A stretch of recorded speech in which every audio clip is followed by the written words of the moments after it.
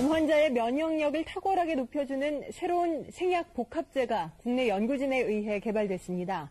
임상시험 결과 백혈구 회복을 높여주고 암치료 부작용도 크게 없애주는 것으로 나타났습니다.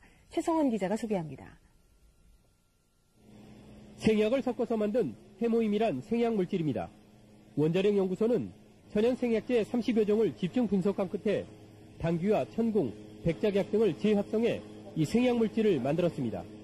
이들 생약제에는 면역을 활성화시키고 조혈장애를 없애는 황산화물이 있는데 연구팀은 이 성분들을 재구성하는 방법으로 면역 증강물질을 개발했습니다. 조다당 물질이 면역 조혈 기능을 증진시키고 항산화 물질은 방사선이나 항암제에 의한 정상조직 손상을 방지해주기 때문에 원자력병원에서 임상시험을 한 결과 새 생약물질은 암 환자들의 면역력을 크게 높이는 것으로 나타났습니다. 유방암과 자궁암 환자 각각 12명에게 새 생약물질을 복용시켰더니 모두 회복 속도가 60% 정도 빨라졌습니다. 특히 이 생약 복합제는 암 치료에 따른 염증이나 구토 같은 부작용을 크게 줄일 수 있는 것으로 나타났습니다. 암 환자들은 치료를 받으면서 기력이 떨어져 문제가 됐지만 생약 복합제를 복용한 환자의 80%가량이 기력 회복에 큰 도움이 됐다고 답했습니다. 해모임을 먹은 환자들은 전신 무력감이 많이 없어져서 더 약을 요구하는 환자들이 많았습니다. 암을 치료하기 위해서 보통 방사선이나 항암제를 쓰게 되는데 이때 부작용으로는 면역조혈계 세포가 손상을 입게 되고 또 재생조직이 손상을 입게 됩니다. 그 예를 들어보면 머리카락이 빠진다든지 혹은 속이 메스껍고 구토가 나고 밥을 잘 못 먹게 된다든지 이런 것들이 그 증상이라고 볼 수 있습니다. 그래서 본 연구팀에서는 독성이 없는 식품 소재들을 이용해서 정상 조직을 보호하고 회복을 촉진시킬 수 있는 그런 물질을 개발하고자 연구를 시작하게 되었습니다. 그 효과들에 대해서는 그림을 보면서 자세히 말씀드리도록 하겠습니다.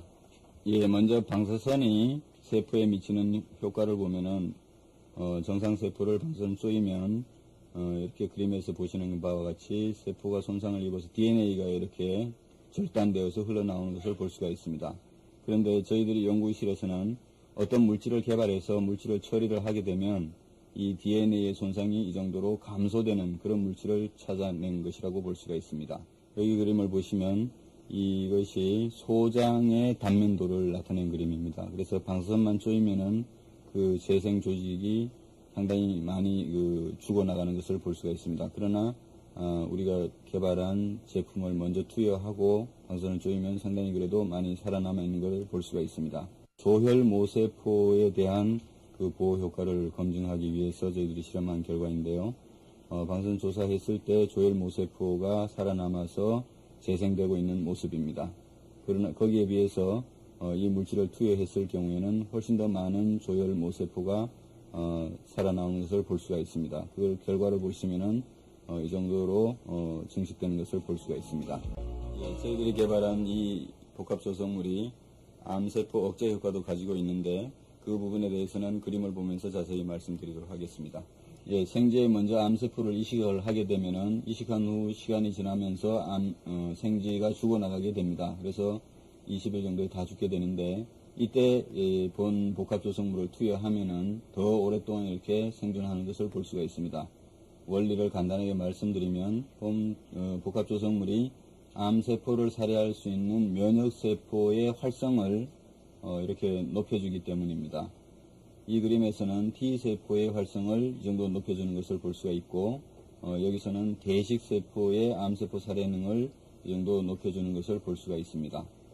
지금 살펴보신 바와 같이 본 복합조성물은 면역세포의 활성을 높여줌으로써 암세포를 억제하고 궁극적으로 항암 효과를 가지고 있다고 할 수 있습니다.